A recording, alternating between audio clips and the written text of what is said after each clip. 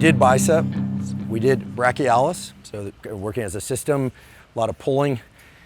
Now triceps, and as the name implies, three. Right. So 3 heads. Jeff will explain.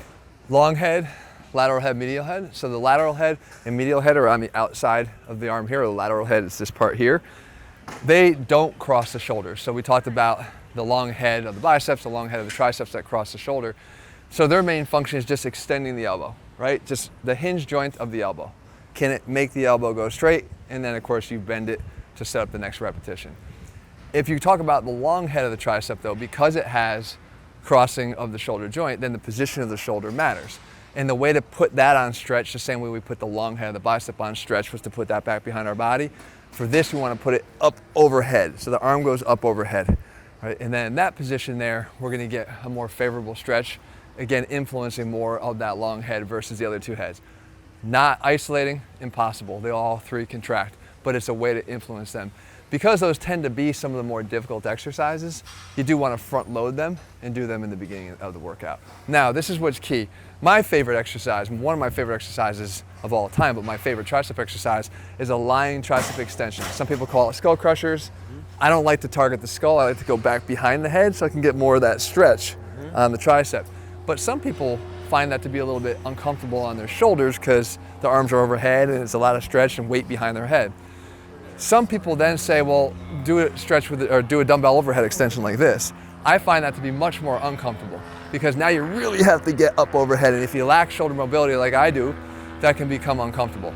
So what's interesting is if you do it on an incline bench, you solve a big problem. You're basically altering the position of the exercise that's going to alleviate a lot of the requirements of shoulder mobilities. So again, if I had to do this in space, I have to get my arms all the way up in this position here, up overhead, drop the dumbbell down, and then extend. But look at how much overhead mobility I need there. If I do it on an incline bench here, and I post up, now the dumbbell's behind my head. I get all the benefits of that stretch in the tricep. But if I were to stand up from here, look at the relative position of my, still in front of you. Right, way in front of my body. So I've taken away the requirements to go from here to here, which a lot of people can't do. Even if they don't have bad shoulders, they just don't have mobile enough shoulders. We could talk about how they can get more of that mobility, but I can alleviate that, still get a lot of effort in this exercise, focus on the triceps, do everything I want to do to grow the triceps, but not stress the shoulders. And again, my point when I come to train is I'm not trying to grow and also beat myself up in the process so that I can't do this for a long time. I want to do this when I'm 85 or 90 if I can. So I get in this position here. Now, as far as the elbow position, you'll see a lot of guys do this, elbows flare, right? You don't want to do that because number one, when I do this, it just shortens the range of motion on the triceps. When the elbows come in front of me and I get to go back this way, you can see how much more range of motion the elbow has, right? Through flexion and extension. So there's more work being done on the triceps. But more importantly, when I change that position from here to here, look what's happening to the shoulder. This is no different than that upright row, internal rotation. So as the elbows drift, it's internal rotation with weight in my hands up overhead. If I go this way, it's external rotation in this position, so I'm freeing up some room in my shoulder. Here, come on in. Okay. And that might be a little bit on the light side for now, but I want you to feel it first. I don't think it's on the light side. But so stand up, like you get straight-legged to go up against the bench. So this would be where yeah, we'll try it first with the uncomfortable way. That's a lot of mobility you have to have there. And again, even if you have the mobility, it can still be a little uncomfortable. I feel a little discomfort in the elbow, not too much. So you want to be pushing through your legs so you're standing up against the edge of the bench. I'll hold it for you. So butt off the seat. Yeah, just can you straighten them? That's it. And should the elbows, the shoulders drift back? Yep, so you could stretch here, and then you just want to keep the elbows tight like that. Perfect, just like that, yep. Feel it? Good? Feels good. Okay, perfect. Watch your head, keep your chin tucked. That's it. Trickiest part of the exercise there is getting it back to the starting position so you don't hit your head on the way back. I'd probably fail there with somewhere around 15 to 17 reps. I'd probably fail out. Yeah. So we can go heavier. Yeah, go a little heavier. just clear your head, tuck. And forgive me, but that's the long head Jeff was referring Yeah, to. yeah. Yep. It's the thickest part of the tricep. It's 2/3 of the size of the tricep. And where you see it the most is from behind the arm. And again, I'm not trying to like extend it and then bring it over me, because that doesn't do anything. That's it takes more the of a tension, pullover. right, Yeah. it takes the tension off of it. Yep, gotcha. I'm trying to go straight down and almost behind me as I'm going to hand it off to somebody. And I just then bring it here, down to the chest, and then from here. It just slides back. That's in position. I'm going to lower it real slow just to make sure I've got it. Yeah. And then Control. Perfect. Oh yeah. And it's like you're going to hand it back to me all the way back there. Yep. Bring it up. Push, push. There you go. Elbows in good position there, straight ahead. Good stretch.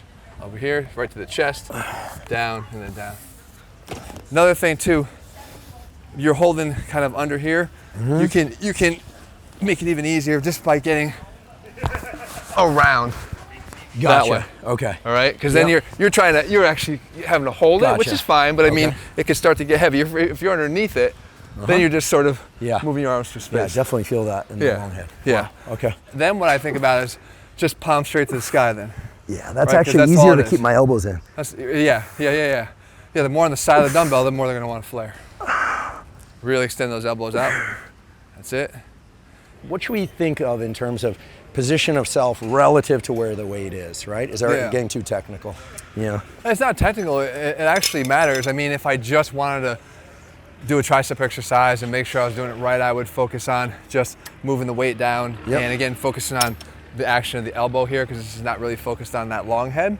But the position of your body in relation to this does matter, because this is basically an extension of gravity. So if it remains more perpendicular to the moving segment here, which is your forearm, there's gonna be more work being done by the tricep. So when I'm in this position here to start, it's almost in line with the forearm, right? It's almost one straight line, which means it's not perpendicular, it's more parallel. So in the beginning of this exercise, there wouldn't be much tension at all until I got to about here. And then when I got to the bottom, once again, there's not that much tension on the tricep, because now it's almost parallel once again.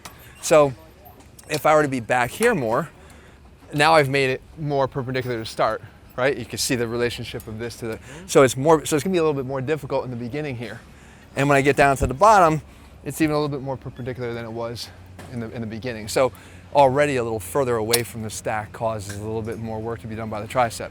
For us though, all we have to do, if we're focused on long head on an exercise that goes overhead, then if we want to get that medial and lateral head that really just functions through extension of the elbow. Mine are covered with tattoos. You got to show yours. So The lateral outer head side, here, head. medial head's buried under here, small, right? If we want to do that, then the elbows are just out in front of us here, and I'm just going to extend the elbow, right? And as far as how far up to go, I don't need to start bringing it back up into a non-tension position. Once I engage the stack, that's where I start and stop. And I just, again, want to extend the elbows out. It's not necessarily a tricep push down as much as it's a tricep push out. Tricep push out. Out, right? Because all we have to do is just extend the elbow. That'll help me remember. So for me, I just get in here. Again, you can do straight bar, you can do rope, but when I'm in here, straight out. And if anything, I let my wrist bend back a little bit as I go down, because I'm not thinking about it being this. I'm just thinking about this, right?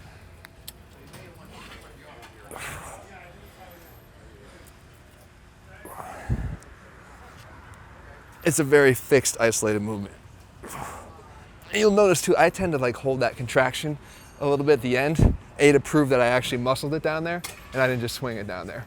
And B, because I actually like to feel that muscle working and contracting. I learned from you, if you can't hold the weight you're using at any position in the rep within the first 3 reps, it's too heavy. Exactly. Right? Because it means you can't control, it means you're using momentum. Yeah, you can, look, there's always an application. If I wanted someone to become very explosive and learn how to just move through space, I could have a football player swing the hell out of that and get a benefit from it, but that's not what we're trying to do. We're trying to just create isolated hypertrophy. This might be a little light for you, but again, let's try for that hard contraction.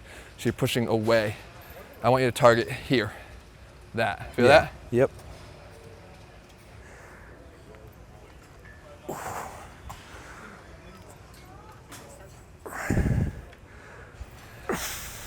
That's good, real good. It's perfect, it's locked in, it's isolated. And again, if you're thinking, you should be thinking right here, because that's the part. I can feel it, right? Right there. Once you said to push it there, Right, that's like, so when your body instinctively takes over, where's it bring it?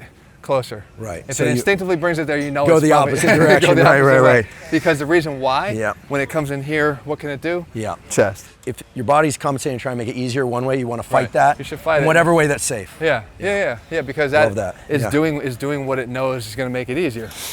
Lock it in, get your target out here. That's it. Yep. You're almost like pressing down at a 45-degree angle. And again, you can see this space here. That's the difference between doing a long head focused contraction exercise where it should be back behind us, which we'll get to, and more of that medial lateral head out in front of you with that spacing in the body there. The bench dip is like, I feel like it's so appropriate that we do this out here in Goals, the mecca of bodybuilding, because I learned this exercise when I was, I don't know, 13 years old, 14 years old. It was one of the first exercises I did because it was body weight. I didn't have to load it with extra weight. And the issue is I didn't know how to do it properly when I first started doing it. So I kind of screwed up my shoulders a little bit early, and it has to do with the position of the hands on the bench. So what we always get taught is hands here in front, get your feet up on here, whether you put weight on your lap or not, doesn't really matter. But look what happens to my shoulders even in this position. If I get lazy, they fly forward.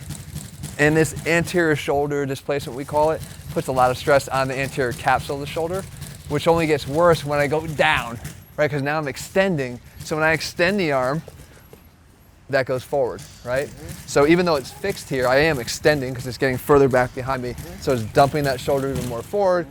You've got the biceps tendon in there. You've got the supraspinatus in there. There's a lot of tendons that lose room. They can get a little pinched. And over time, because it's a bodyweight exercise, like you do high reps on, it can get inflamed. So the way to fix it is just to turn the hands out, which is really not about the hands as much as it's about the shoulders. And we talked about on the overhead tricep extension, that external rotation. The more that I can open and get external rotation, the more I can clear room for that shoulder and all the structures inside. So I try to turn out. These are a little bit wonky in terms of how they are, but it doesn't matter. You get out here, chest comes out as much as I can. This move here, shoulders back, come down as low as you can go. You won't go as low because you can't get, when you're out here, you can't get as much of that extension, but you're still getting enough to make it effective. Here, down, bend the elbow, and then come up and almost go backwards. So I'm not just coming straight up because that's going to promote that again. I'm coming up and back. Do you ever go into a reverse bridge?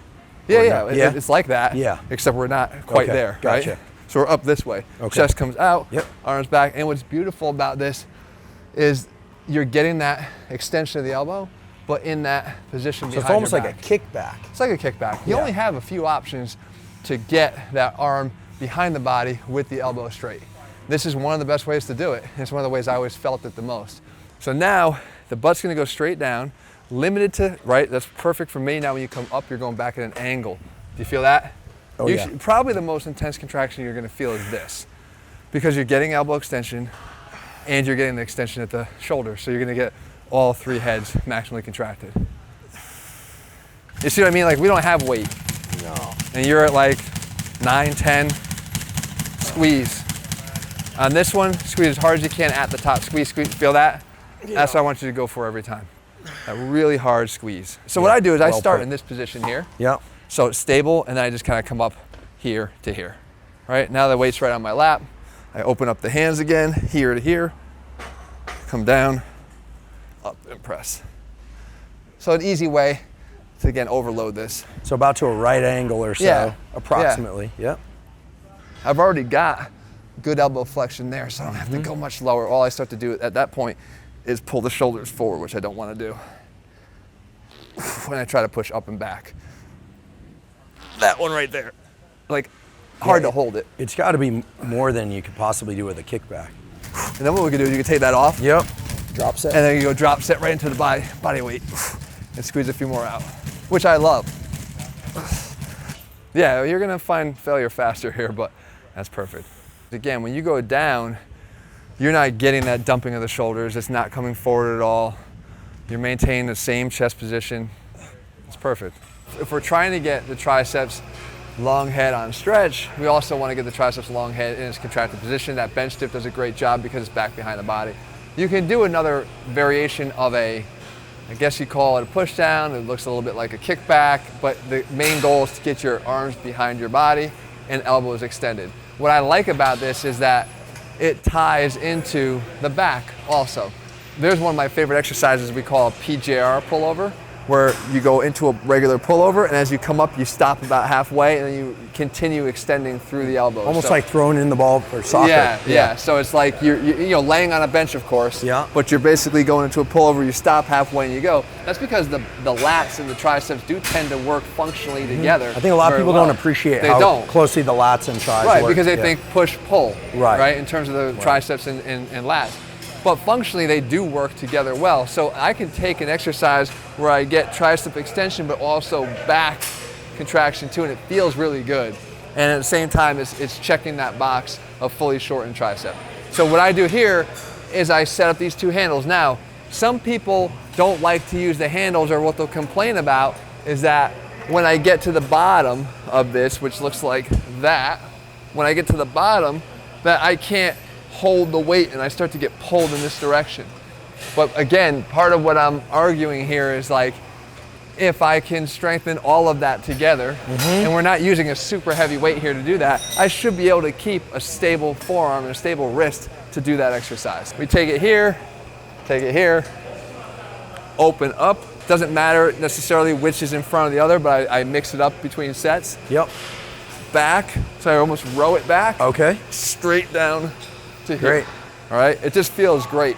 Up to here, little bit in front of the body with the elbows so I can drive them back again in one smooth motion. Again, it's not going to feel heavy when you first pull it down. No, that was looking hard. As you do it, it's going to... Believe me, I can tell it's not easy. So good posture, chest up, out, here, good. You're going to roam to there, and then you're going to extend it from there straight back. Feel that? Oh yeah. Yeah. A little bit of a row, right just to there. Drive them back, and then pull from here and there. Everything opens. Feel that? That's it. And a little bit of a lean back as you get to the, yep. Go ahead, right there. Feel that? So similar feel to that bench dip in terms of the contraction, yeah, but a whole different exercise. It feels good. I love it.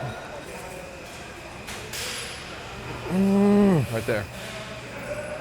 Again, these muscles stabilize this whole shoulder girdle. So that's sort of the theme we were going with, is how do we not just train that muscle, but support it through the stabilization of the other areas around it. There you go, there you go. And that's it. You know, when it comes to triceps, I mean, once you know, this is one of my finisher exercises. Yeah, this feels great. And when you're toast on that, there's really not much left. Long head, medium, and short head. Other options, if you're doing that push down, when we're doing sort of that heavier weighted medial lateral head exercise, you could have done a close grip bench press. You could do other things where your arms and elbows are out in front of you.